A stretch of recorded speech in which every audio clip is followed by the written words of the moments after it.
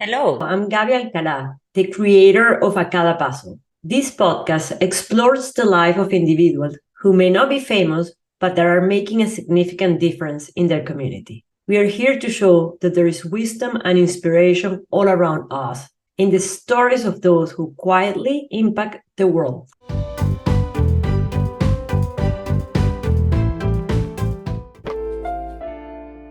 Hello, everybody. Today, my podcast is in English. I interview Shani Breiman. Shani is a very young lady who started her fashion business right after college. I wanted to talk to her because I really wanted to see why she did it, how was she able to stay true to her desires or her personality or her, the things she really wanted to do, and how she was able to, quiet that voice that says you should go to a full-time job, you should follow the path that all your friends are following after paying for college. How are you gonna go into create your own business? And I was really amazed by her answers. I'm gonna be vulnerable now. I am so glad I interviewed her today because sometimes, some weeks, you are like, oh my God, it's so hard to be an entrepreneur. It's so hard to stay in this. And just listening to her gave me a lot of energy to continue this week. So I hope you enjoy it. If you like this podcast, this time I'm going to change, share with someone. Please send to one of your friends, just one. And it will help me really increase the my listeners more because I want people to hear these stories and get inspired. I hope you enjoy. Hello, Shanice. It's so nice to see you. Hello, it's so nice to be here. Thank you for joining. I am very curious to talk to you. So, my new season, I'm trying to talk to people who have created their own businesses. And I thought of you because you started your own business very early on in your life. So, but before we get started, I would love if you can introduce yourself, like 2 minutes or so. Sure, yeah. So my name is Shani Breiman, and I am the founder of my personal styling business, Styled by Shani. It's actually funny because fashion was truly like the last career that anyone saw coming for me. I was a tomboy my entire childhood, like tomboy to the max. I wore literally a green wig to every single Celtics game. I mean, I was a Celtics fanatic. You could find me at recess playing sports with all the boys. But to backtrack from there a little bit, I was born and raised in Brookline, but I come from an international background. So my mom was raised in Berlin and my dad was raised in Israel. So travel was always a big part of my upbringing and traveling overseas. And it played a really big role, in my exposure to different fashions and cultures of the world. And it was always something present in my household. I was also a multi-sport athlete my entire life, and I played soccer in college at Connecticut College, and I also graduated from there with an economics degree. But I was in college during a really weird time during COVID, and when the pandemic hit and everything really slowed down, it really made me take a step back and think, okay, like what do I actually want to do after college? And I was really good in school, but there was never like a subject that stood out to me, and I really had no idea like what I wanted to do. And by this point, the tomboy phase kind of definitely fizzled out. And what I realized is that people would always borrow my clothes and they would ask me where certain things I owned were from. And it happened so often. And that's when I realized, like, maybe there's something here. So from there, I took the next step and decided to enroll in a fashion business program at Parsons. They do an online fashion business program. So I did that during my undergrad. And that's where like I started to gain a little bit more knowledge. And from there, I did a styling mentorship in Milan with Versace's old assistant designer. And that was before I graduated college. And so alongside that, I worked a bunch of different retail jobs. And what I realized from all these experiences is that what I wear has always been a way to express parts of my identity. So it's why I wore the green wig to every Celtics game or the sporty clothes, because I was always trying to use clothing as a way to show a part of who I am. So fast forward to today, I'm running Styled by Shani full time, and it's under this mission to unleash the layers of your personality through fashion and to live this life one outfit at a time. So that's kind of like the overview. My God, I'm That's like speechless. yeah. That's the overview story. So, well, first, I met you when you were in that phase of tomboy. Yes, and I understand what you're saying, that nobody saw that coming from you. So, but now that I know, like I've seen you, and I love the way you put all the pieces together. Thank you. But one question that I had, and I think you sort of answered, but I don't know if you want to add more, is so why did you started these right after college? I mean, it's not very common to see. You see these after people have, they go to a job and then probably another one and then they do this. So why did you start this after college? Yeah. So, for me, it was never like, oh, I'm going to graduate and become an entrepreneur. It kind of just happened in a sense. So I knew that I wanted to stay in Boston because I'm really close with my family, and that was always really important to me. But I also knew that after working all these different retail jobs, that environment wasn't for me. And, I thought about working corporate fashion, but the options for that in Boston are a lot more limiting. And I also, when I started to speak to people, I realized that it's a lot of punching numbers, which I also didn't want to do. But what I found was that what really lifted me up in fashion was watching people light up in the pieces that I would pick out for them. Whether it would be like when I was working retail jobs, I would go get extra stuff for them to put in the dressing room that I thought would be amazing on them. And seeing them come out was like the ultimate satisfaction for me. So, as I really started to think like, what can I do here in Boston? I said, why not just try and start on my own? I grew up in a household too, where like there was never any pressure to follow the grain, the conventional path. I come from a home that's really all about finding your passion, and that's where you'll find success. And I think what a big inspiration in that was I watched my mom, make a career pivot late in her career. She was a lawyer and she went back to school to become a social worker because that was her dream and that was her passion, and she opened her own social work practice. So I think in culmination of all those things, it was like, why not just start, just try and see what happens. So, and how did you dealt with the intrusive thoughts of all my friends are going to these real jobs, like that's what people say they are going, and I'm not. Like, I'm doing this, what if I fail? Like, I'm wasting these moments in my life creating this business and not going to this.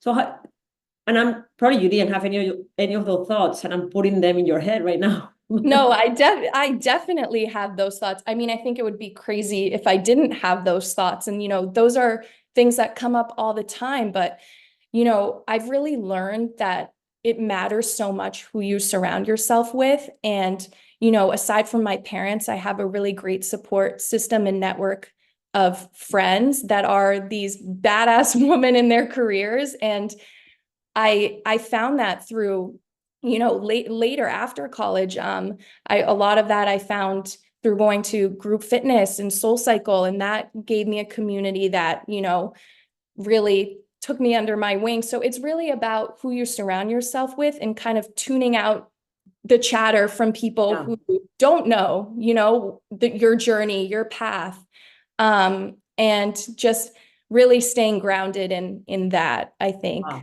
No, really incredible. And what have you learned from doing this? I mean, I bet many lessons, like anything in life, but are there two, three you can name now? Yeah, I mean, I learn new things about myself every single day. I think being an entrepreneur is like the most eye-opening journey. You learn so much about yourself that I could have never imagined learning. Tell But me you know, some. Can you yeah, share? yeah, one that sticks out to me truly is, in the same vein that we're talking about, is really how to spend time with yourself and finding fulfillment in that. A lot of what I do is, yes, I speak with my clients and I go sometimes do closet edits and I'm in their wardrobe, but a lot of the time I'm working behind my computer by myself, creating. A lot of what I do is virtual, so creating virtual shopping carts for people. And when I'm going to network and I'm going to events, a lot of times it's by myself, Yeah. and that's really hard. And I've just learned, how to really spend time with myself and be comfortable in that. And that's still, obviously a journey that I'm going on and I'm in, but definitely a big lesson that I've learned. Another one I would say is the importance of patience. And building a business is really, really hard. And it takes a lot of time. And it's really easy to get wrapped up, I think, too, as an athlete and as somebody who, was really determined to like get that A in school. It's like to be fixated on the outcome is really easy. But it's Yeah. really about the journey and the process and staying grounded in that. Like, it's so easy for me to think like, oh, what's going to happen in, the next month, the next year? Like, where is this all going to go? But I think it really goes back to like, why did I start my business? It's Mhm. because, there's so much purpose behind it and there's so much passion behind unleashing those layers of everybody's personality through fashion and uplifting. And it goes so much beyond the clothing itself. So I think that's really like when you stay grounded in that purpose, it really helps, the everyday Totally. challenges. Totally. What is that you like the most about this? I mean, I just love working with clients. I just love watching my client, whether it's they send me a photo of the outfit that I put together for them, or it's them maybe trying something that they wouldn't have thought of trying, and seeing just how happy and how uplifted they feel. And, the biggest compliment I think that you can get as a stylist is when your client says, like, you made me feel seen. Because at the end of the day, like, I want to bring yourself out. I want Yeah. you to feel like you in what you wear, because when you feel like you step into rooms in a totally different way. When you feel like yourself, you're comfortable, you're confident. And that comes from, a big part of it is, if you're comfortable in what you're wearing, that's a big part of it. So Totally. for me, there is nothing more, nothing that makes me happier than doing that for people. So that's what I really do like the most. Don't go anywhere. We're coming back. For now, listen to our sponsor. This episode is sponsored by Arco Homes, experts in the design and construction of premium homes tailored to your dreams. Follow them on Instagram and LinkedIn at Arco Homes or their website at www.thearcohomes.com. And how do you deal with the things you don't like? I think it really goes back to, well, why am I doing those things I don't like? It's because there's a greater mission behind what I'm doing. I see clothing as just like a vehicle. Yes, I love fashion. I eat, sleep, breathe it. But, it's so much farther than that. And it stems so much deeper. Yeah, there are challenging days, But many. let me go more specific on that. So I'm also an entrepreneur and I also work alone all the time. So let's say you wake up one day and you're like, I don't have a client today. I only had a client last, and I'm making up these numbers. I'm putting all these hours of work. Where is it taking me? And or today I feel so lonely. I don't have the holiday party that my friends are having, or how. do you deal with those moments? Because thinking about the purpose at those moments, it's nice, but sometimes the feeling is so big that the purpose is like too far away. So you need something more tangible, I guess, in those moments. Totally. So for me, it's creating a schedule, a routine. I have my routine down. So I know how I'm going to tackle my day, whether there's a client or no client. So for me, that's attending, I wake up and I go work out because that sets my mind up, right? I've always, loved sport. So for me, that's going to a SoulCycle class. So I set up my day that way. And I come home and there's certain things that I want to work on. Maybe it's on the branding side. Maybe it's on, my social media side. And I write that out every week. So I have, no matter what comes my way, there's a set of things I want to achieve each day. And when, it gets tough and I get lost, I can always go back to that. Okay, these are the things that I want to get done and I can cross them off. And then when you cross one thing off, it's like, okay, like I'm getting somewhere here. And then you cross the next thing off. So it's really about creating that schedule for yourself. And I think that that's been a strength of mine because I've always had to time manage. I was running from this basketball practice to this soccer practice to the next thing. And like, I've really learned how to manage my time and the importance of that. This is great. It's really great what you're saying, because when you're feeling down, you cannot create or solve. You're down.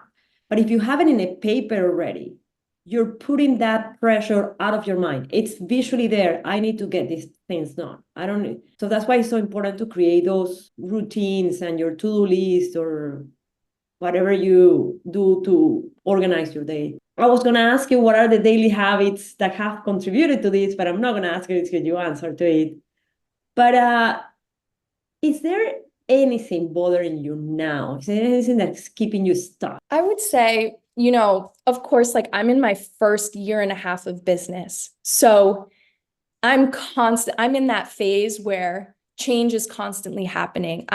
I finally feel like I got the early kinks out and I'm in this kind of groove where like I have my systems in place. I remember when I didn't even have my software that has really made the process a lot simpler, and I was doing everything by hand and every individual link and creating, and it would take hours. But, I'm a firm believer that like you learn as you go, and like these things, I wouldn't appreciate the software if I didn't, link every single one by one. So it's true, right? So I think it's really, yes, there are things that I wish I maybe did differently from the start, or I wish that, I had this or I did this, but I think that's all part of the process. Totally. It's true. Yeah. I like what you said. I wouldn't appreciate the software I have if I hadn't done it manually before. Yeah. What are you afraid of? I'm afraid really that I won't succeed. And I think I'm somebody that has always really liked seeing results really quickly.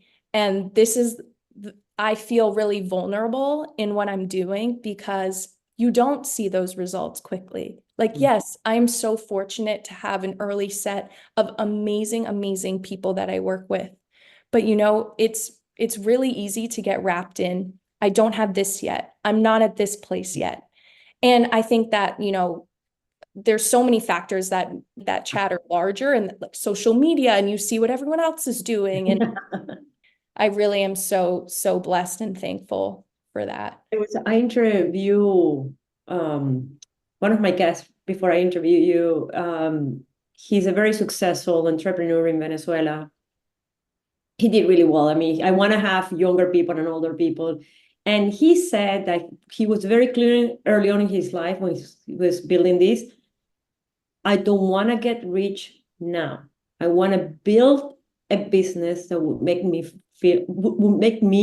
successful in the future. Like he didn't want this to be about money right now, but a successful business that would withstand years. And I thought it was very smart from him. And I think it's also so important to define what success means to you. So what that looks like. And I think that's really important, and something like I've spent a lot of time outlining, like truly, what does a successful business look like to me? Because I think success is such an arbitrary term, like, and people automatically just associate it with, oh, success, money. But it's so much deeper than that. And I think when you really outline the details of, what does success look like for you? And you can kind of like go from there, go back Yeah. and work at that. Yeah. Although it helps. I mean, I do think money is not the only success factor, but obviously when we have our own business, if we don't make money, we can survive and continue doing. I mean, it doesn't need to be, you don't need to be a millionaire, but you need to have enough to continue. But we can talk about that in another one. So in a year from now, if you were going to do something that will move you closer to who you are and who you want to be, what would that be? I think it's really hard to kind of like project, like in a year, to even think like in a year from now, because I think that I'm in such an early stage where so much is changing, even by the minute, right? And I think, I just really want to continue this process, and at the end of the day, always stay true to myself and really let myself kind of come out of my shell. I think that at the beginning of my business, I was kind of a little bit timid in a sense. Like I want people to know me and like about me and really show that. And, whether that be stepping more confidently in my social media, or whether that be, just kind of letting people in more. Like I want that. And I think just moving and knowing that, what I want to do is to help others. And with that in mind and staying true to myself, like I'm excited for what in a year from now will be. I really am. But I just kind of want to keep riding out this journey. And I'm sure I'm going to make a ton more mistakes. I'm sure of it. I'm positive. But it's really, I think, like what you take from each mistake and how you move forward. Like resiliency is like, it's been huge, right? Totally. Like on those days where like it can suck sometimes, like it gets really hard. Yeah. And how do you bounce back from that? So Yeah. If you could meet someone for a drink tonight, who would that be and what question would you ask? And again, it can be anyone in the world. It can be alive or not alive or whoever, famous, not famous.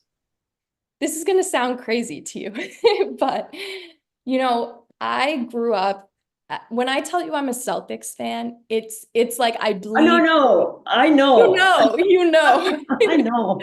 I bleed green. It was such a big part of my childhood with my family going to games. Like those are some of my most cherished memories. And, growing up, I had an idol on the Celtics, whose name was Paul Pierce.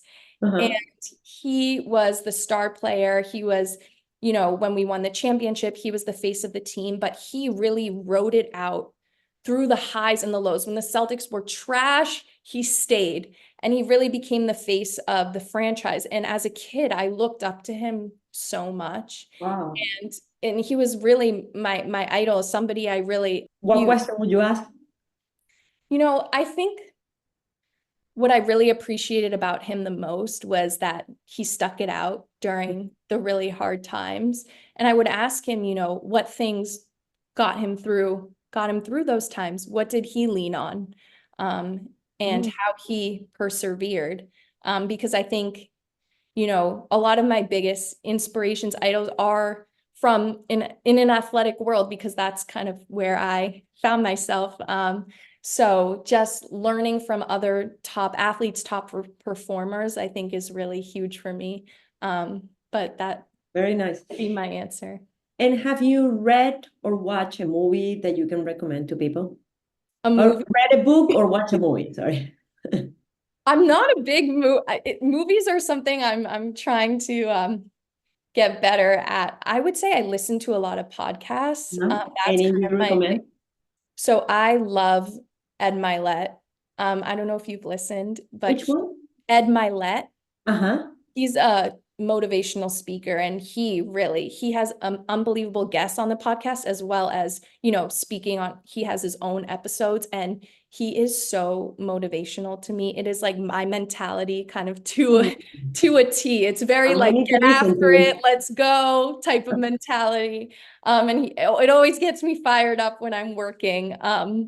So definitely you should check him out. He's amazing. Well, let me tell you that you gave me a lot of energy today to continue my business, to apply many of the things you said. It was an amazing conversation.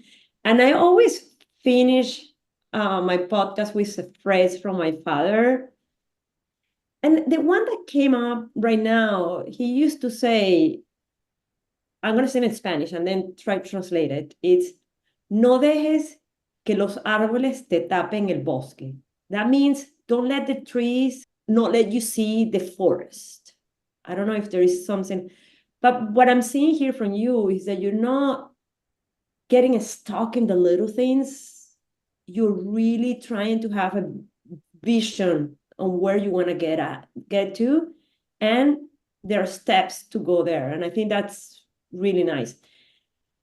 And you are definitely portraying yourself. So it's really, really nice what you're doing. I just want to say thank you for participating, Shani. It was very enlightening. Thank you. Where can people find you? Can you repeat that? I know you said at the beginning, but I want people to find you. Yes. So on Instagram, it's at Shani Breiman. Mhm. So that's where I kind of post most of my things, as well as my website, which is www.styledbyshani.com.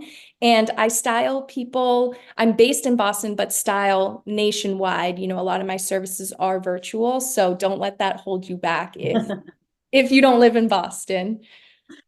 Nice, very nice. Thank you so much, and I wish you luck. Thank you. Bye, Shani. Bye. This podcast has been edited and produced by Bitmark, a marketing agency specialized in digital content. You can find them on social media as @Bitmark.